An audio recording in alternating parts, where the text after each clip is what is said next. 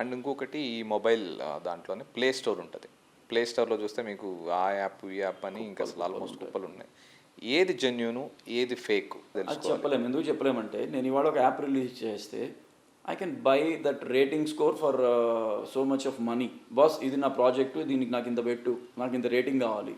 వాడి గైడ్లైన్స్ వాడికి ఉంటాయి. నిజంగా వాడి గైడ్లైన్స్ వాడి ప్లే స్టోర్లో అప్లోడ్ చేస్తే మీరు అందుకే చూడండి ప్లే స్టోర్లో వచ్చే సగానికి సగం మీకు మ్యాక్లో రావు. యాపిల్లో ఎందుకు రావు అంటే నెంబర్ 1 అట్స్ పర్చేస్డ్ వన్, ఖచ్చితంగా డబ్బులు పెట్టాలి. రెండోది వాడి వెరిఫికేషన్ స్టాండర్డ్స్ అన్ని వేరే, చాలా హై సెక్యూర్డ్. వాడు ఎవరిని పడితే వాడిని ఎంకరేజ్ చేయడు. వాడి అప్లికేషన్ యూసేజ్ ఒక అప్లికేషన్ ఏదైతే ప్లే స్టోర్లో డౌన్లోడ్ చేస్తామో అదే విధంగా అది మ్యాక్లో పనిచేయదు. దాని ఆపరేషన్ వేరే ఉంటుంది. అందుకనే సగానికి సగం మ్యాక్లో రావు మనకి. అవును, చాలా యాప్స్ కూడా చాలా వరకు రావు. ఒక రకంగా చాలా సెక్యూర్డ్, యూజర్ ఫ్రెండ్లీయా కాదనేది క్వశ్చన్.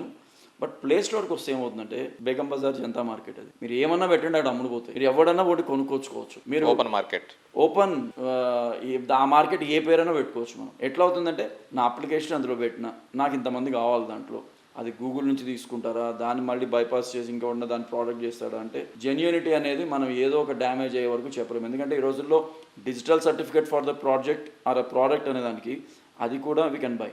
అవును.